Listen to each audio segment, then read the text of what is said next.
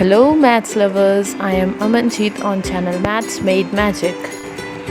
After understanding the definition, formation and types of polynomials, we now need to further study about zeros of polynomial. Now, this word zero does not mean our number 0. Okay? It here refers to root of polynomial. Both 0 and root refers to solution of polynomial, that is the value of variable.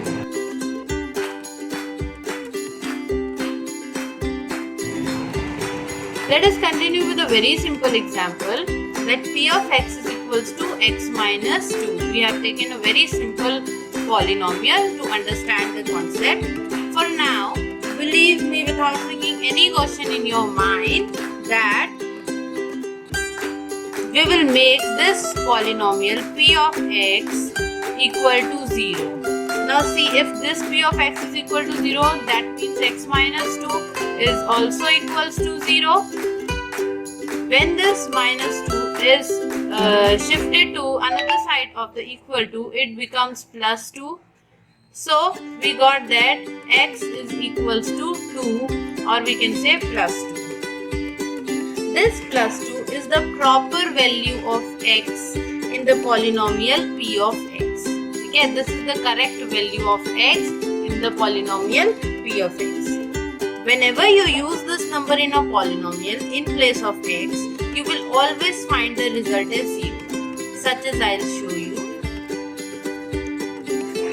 P of x is equals to x minus 2, our taken example that we have just now been using. So, if you use plus 2 in place of this x, or we can only write 2, plus is not compulsory to be written, we will get in place of x we have to write 2 minus 2. Okay, we have just replaced x with the value 2. Then p of 2 will 2 minus 2, 0. Will give us 0. Hence, we can now formally write that 0 of a polynomial p of x is a number c such that p of c is equals to 0.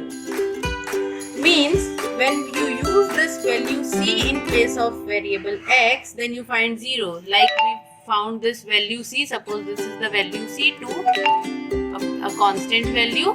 Okay, when this is replaced in the variable x, we always find the result as 0, as we have seen in this example. So we will go through some points. The very first points: to find the 0 of polynomial, equate the polynomial to 0. Keep solving to find the value of the variable, which is called the 0 of the polynomial. Second point: to check if given number is 0 or not, replace the variable with the given number and solve the given solution. If you reach to value 0, the given number is 0 of the polynomials, else it is not. As in this case, when we used the value into the polynomial in place of the variable, we reached to 0. Suppose we were given any another number. Suppose we were given x equal to 1. When we use this number in p of x, 1 minus 2, we will get minus 1, which is not equal to 0. Hence, this 1 is not the solution of this. Coming to the third point, a 0 of a polynomial need not be 0 always. And the fourth point, 0 may be a solution to the polynomial. Sometimes you may get x equals to 0.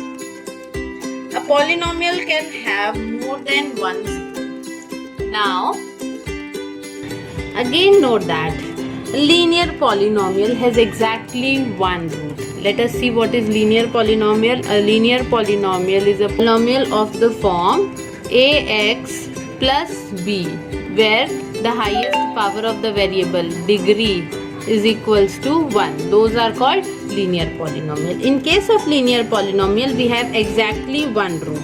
I'll show you how. To find the root, we just equate the polynomial to 0. Means a of x plus b is equals to 0. When you shift this to other side, the b will become minus b, and a is in multiplication, it will go into the denominator. Okay, hence we get only one root, which is always equal to minus b by a in case of the linear polynomial. Okay, coming to the quadratic polynomial, let us take an example of quadratic polynomial. X square plus 4x plus 3. Here the highest power is 2, means the degree of the polynomial is 2. In such polynomials, you have two values of x, value 1 and value 2, means two roots or two zeros. Now, there are different possibilities in such conditions. There may be two distinct roots, there may be two equal roots, or there may be no root or no zero. Okay, you'll better understand this when in the next topic, when we will understand these things with the help of a graph. Okay, what we now just understood is these two values may be different, these two values may be same, or these two values may not be available also. Now, coming on to the cubic polynomial, let us take an example. P of x is equals to x cube plus 2x square plus 3x plus 5. This is an example of cubic polynomial. How do we know? Because the degree is 3, highest power is 3, hence this is a cubic polynomial. When we talk about cubic polynomial, the cubic polynomial, that is the polynomial of degree 3, can have at most 3 zeros. That's it. It can have, the x can have 3 values, value 1, value 2 or value 3.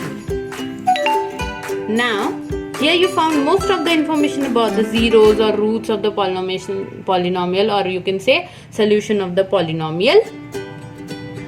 Keep an eye on my channel for the next video, where we'll learn about the relation between zeros and coefficients in the polynomial, and we will also understand whole of this concept with the help of graphs in some other video.